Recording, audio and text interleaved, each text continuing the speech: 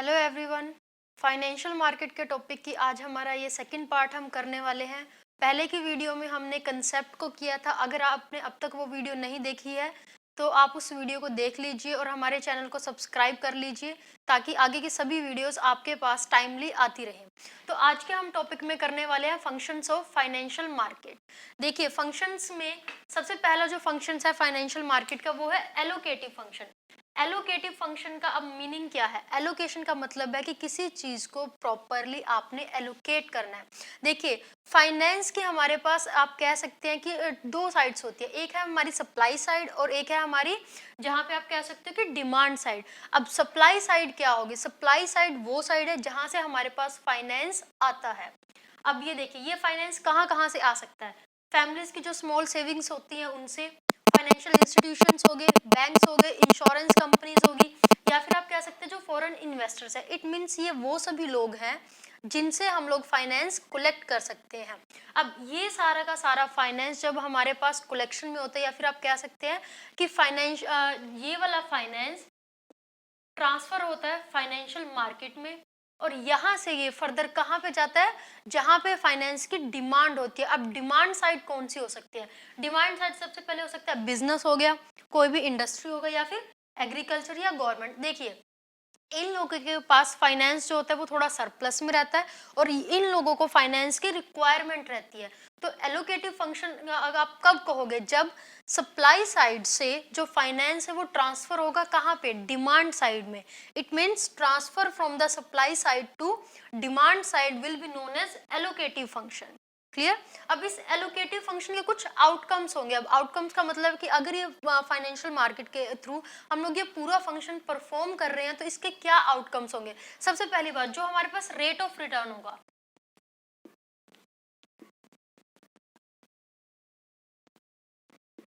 Rate of return. अब obvious सी बात है, जो भी सप्लाई साइड है, अब देखिए सप्लाई साइड में कोई भी इंस्टीट्यूशन है, ये किसी ना किसी पर्पस से तो अपने फाइनेंस को कहीं यूज करने के लिए देंगे ना, तो इन लोगों को कुछ ना कुछ बेनिफिट तो होना चाहिए। तो इसका जो फर्स्ट आउटकम है वो क्या रहने वाला है?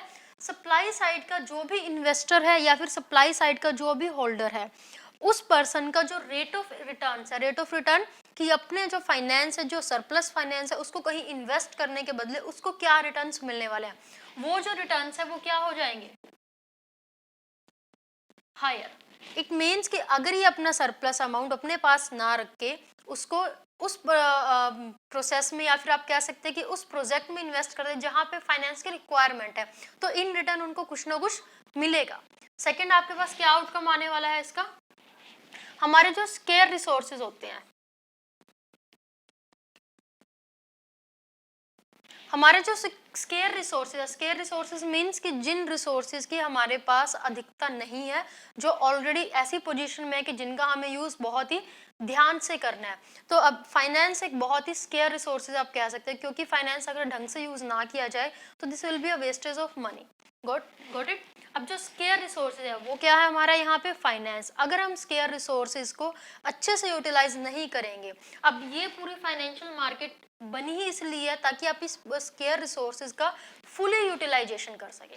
तो हमारा इसका जो सेकंड आउटकम है वो क्या रहने वाला है कि इस रिसोर्स का जो यूज होगा वो किस उसमें होगा, कौन किस तरह के इंडस्ट्री में होगा या किस तरह के ऑर्गेनाइजेशन में होगा, जो हाईली प्रोडक्टिव होंगी।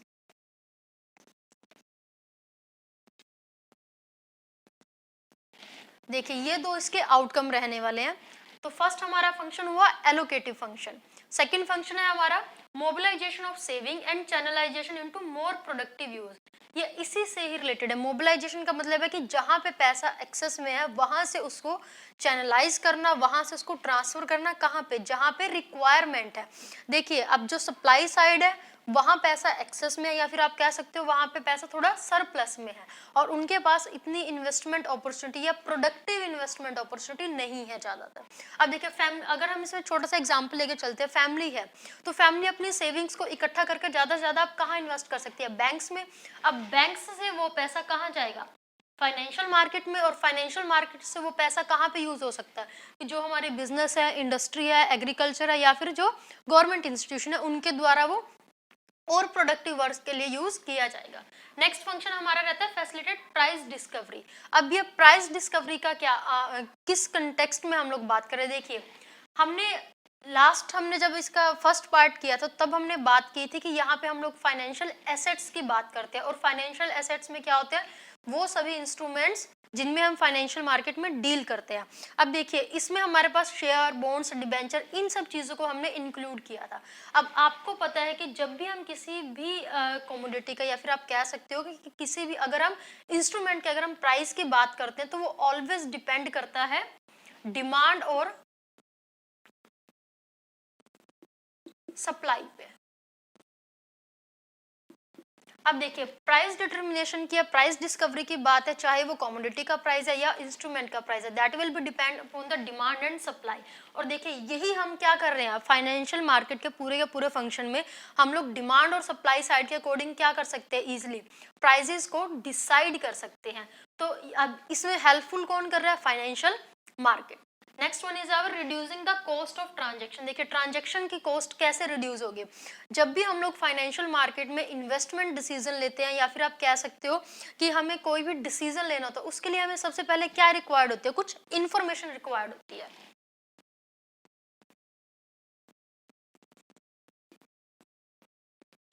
अब जब हमें ये इंफॉर्मेशन रिक्वायर्ड रहती है तो इसका मतलब है कि इस इंफॉर्मेशन के कलेक्शन में हमारी कोई ना कोई कॉस्ट भी हमें इनकर्ड करनी पड़ेगी, राइट।